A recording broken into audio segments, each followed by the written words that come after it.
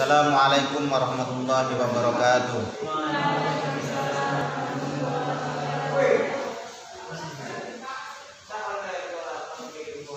Sekarang itu menjelaskan tentang hukum yang berkaitan dengan haid dan nifas.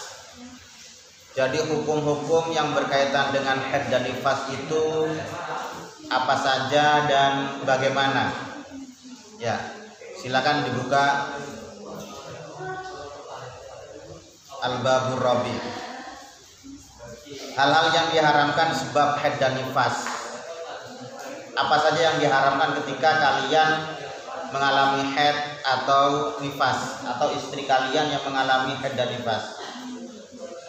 Ketika darah keluar bisa dikategorikan haid atau nifas. Darah keluar pada waktu yang dimungkinkan keluarnya darah haid atau nifas, maka ada beberapa hal yang diharamkan. Jadi ketika haid dan nifas, maka ada beberapa hal yang diharamkan ketika kalian mengalami haid dan nifas. Yang pertama itu adalah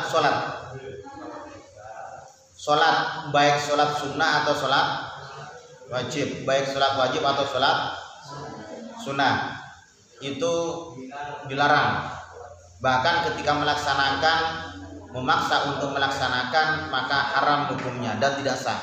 Jadi wis haram yo gak sah. Sholat di sini yang dimaksud itu adalah sholat yang muftatahun bitakbiri wa muftatamatun bitaslimi. Jadi seperti sholat biasanya itu, bukan sholat yang diartikan lughatan yaitu doa, bukan. Kalau doa ya nggak masalah. Kalau doa Rabbi ufirli wali walidayya warhamhuma kama rabbayani shaghira, nggak masalah gitu. Kalau misalkan niatnya doa, misalkan doa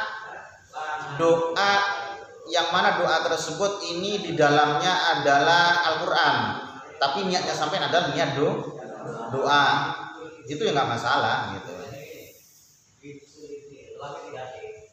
Rabbi ja'alni muqimas sholati wa min dzurriyyati rabbana wa taqabbal du'a, misalkan, itu ya nggak masalah. Jadi lafaz yang ada di dalam Al-Quran, lafaz yang berada di Al-Quran, tapi kalian itu dibuat doa, ya nggak masalah. Paham maksudnya ya? Ya, karena memang niatnya atau tujuannya sampean itu adalah doa. Rabbana hab lana min azwajina wa dzurriyyatina qurrata a'yun waj'alna lil muttaqina imama, misalkan gitu.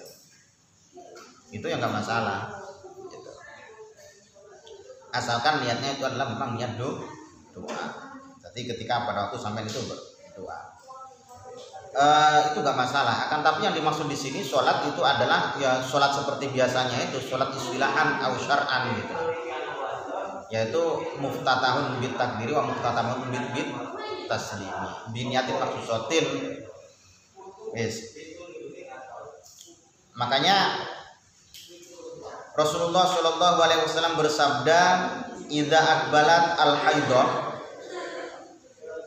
fada'i sholat al-hadith, rawahu al-Bukhari. Jadi ketika seorang perempuan ini menghadapi atau mengalami haid, maka dia tersebut ini harus meninggalkan atau menghindari sholat, baik sholat sunnah atau sholat wajib. Lah, terkadang perempuan itu iri nggak kira-kira dengan laki-laki? Enak laki-laki sholat terus, akeh ganjarane, sedangkan aku perempuan itu gak ganjaran. Maksudnya ketika haid maka nggak punya ganjaran sholat. Maka kalau begitu ada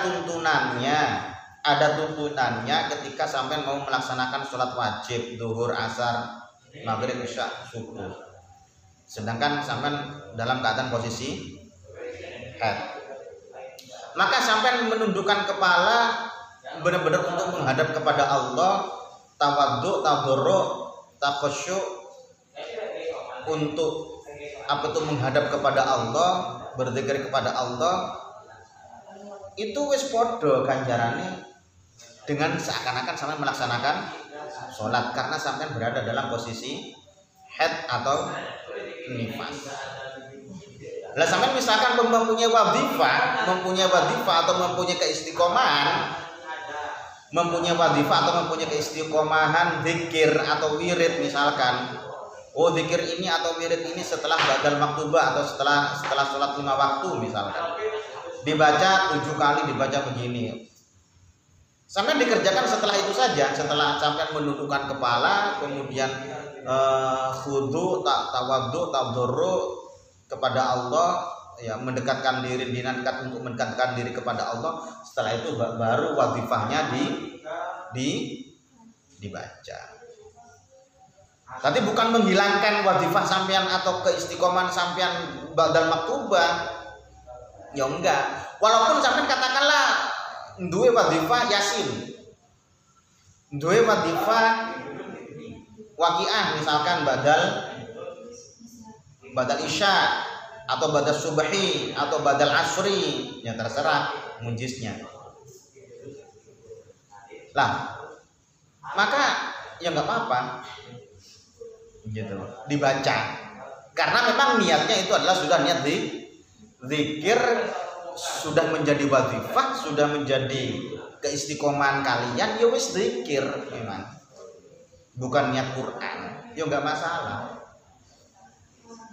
Ada enggak yang belum tahu dengan masalah ini? Biasanya sampai mempunyai istiqomah apa?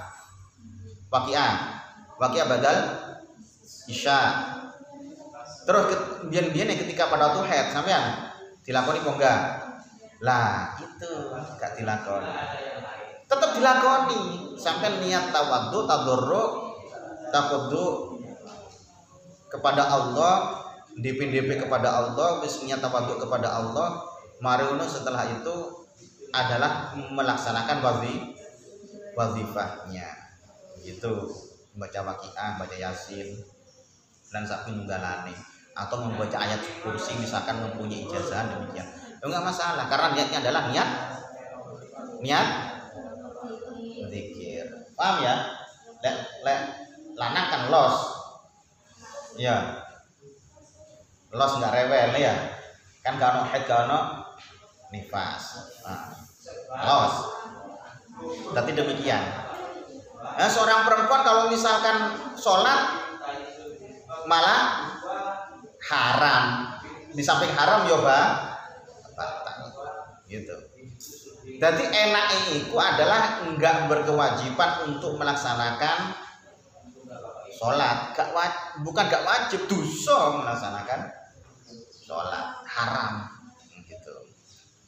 Lah, dan juga enggak wajib untuk qadha sholat, kecuali puasa Ramadan gitu, puasa Ramadan atau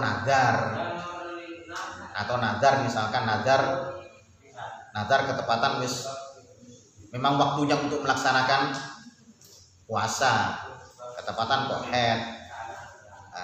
Misalkan aku akan puasa ketepatan udan awu misalkan. Lah pada udan awu keadaan haid. Pada itu dalam keadaan haid, ya tetap nggak boleh melaksanakan puasa. Ya harus diqadha. Gitu, harus diqadha. Paham ya? Sholat yang ditinggalkan selama masa haid atau nifas tidak wajib diqadha. Nah, ini lah. Sebab tidak ada perintah qadha dari syara dari Allah Subhanahu wa taala wa Rasulih sallallahu alaihi wasallam. Di samping hal itu dianggap akan menimbulkan masyaqqah, kesulitan kalau misalkan mengqadha. Saiki misalkan 7 dina sampean haid. Saiki 5 kali itu 7 dina. Kan masyaqqah kan? Masyaqqah, kesulitan, kangelan. Kali berapa rakaat itu? Kangelan. Beto karo Ramadan karena memang 1 tahun sekali. Mengingat kewajiban sholat sehari semalam 5 kali. Yes. Bagi kaum wanita tidak usah khawatir akan hilangnya pahala dengan lantaran sholat baginya, sebab jika dalam meninggalkan sholat dikarenakan haid diniati tunduk dan mengikuti perintah Allah akan tetap mendapatkan pahala. Paham? Jadi misalkan asar maring ini sampean sing haid. Coba sing haid. Isin. Mari kuno sampean tunduk tawadhu atas perintah Allah, menghadap Allah, maka juga mendapatkan pahala sudah. Gitu. Bukan diniati sebagai pengganti seperti kodok, enggak. Karena memang wadifahnya itu hilang, wadifah untuk melaksanakan sholat fardu. Setelah itu baru melaksanakan wadifah yang berupa zikir-zikir ijazah dan seterusnya. Ini enggak masalah. Paham ya? Oke, gitu. Kemudian tadi yang pertama itu adalah sholat, diharamkan bagi haid dan nifas. Kemudian yang kedua itu adalah sujud syukur atau sujud tilawah. Sujud syukur itu sujud memang karena mendapatkan nikmat. Oleh kiriman akeh, biasanya sak bulan sak juta, mari ngono oleh 5 juta. Maka sujud sunnah sujud syukur. Tapi kalau dalam keadaan haid maka nggak boleh sujud syukur. Atau misalkan terhindar dari mara bahaya, ya. Misalkan yang sekitar sampean ada yang banjir tapi rumah sampean selamat. Misalkan lah ya, tadi muga-muga nggak ada banjir, nggak ada longsor, muga-muga. Terus kemudian sampai sujud syukur, ya begitu. Atau misalkan mendapatkan jodoh sesuai dengan keinginannya, waduh ganteng gede dhuwur, wanita wayu gede dhuwur, misalkan sing lanang. Soleh-solehah, sujud syukur. Pokok mendapatkan nikmat atau terhindar dari mara bahaya. Itu. Wae divonis karo dokter umure kurang seminggu misalkan. Lah ternyata kok sampai pirang-pirang tahun juga mati-mati. Yo, alhamdulillah. Yo sujud syukur. Oleh ketambahan umur kayak ngono iku ya kudu diniati sing apik dalam kelakuan. Paham nggih? Sujud syukur adalah sujud yang dilakukan sebagai ungkapan syukur kepada Allah Subhanahu wa taala atas datangnya nikmat. Dua nikmat, oleh nikmat atau terlepas dari mara bahaya yang mengancam seperti lahirnya sang anak, itu mendapatkan nikmat. Dapat kedudukan, ya misalkan sampean dadi bos, ya kan? Atau selamat dari musibah banjir lagi, kebakaran dan lain-lain. Itu karena selamat akhirnya disunahkan untuk syukur. Akan tetapi hukumnya sunnah. Akan tetapi kalau misalkan dalam keadaan haid dan nifas yo haram untuk sujud syukur. Kemudian sujud tilawah. Sujud tilawah itu dilakukan oleh seseorang yang membaca atau mendengarkan ayat sajdah dalam Al-Quran. Ayat sajdah dalam Al-Quran itu ada 14 sesuai yang tertera dalam kitab. Ayat sajdah. Wa ayatu sujud arba'atu asyrata. Wahidatun fil A'raf, siji ana ning surat A'raf, wahidatun fi dalam surat Ra'd. Terus kemudian wahidatun siji neh dalam surat Nahl, wahidatun fil Isra dalam surat Isra. Kemudian wahidatun fil Maryam ning surat Maryam. Watintani, terus kemudian dua ada di surat Hajj.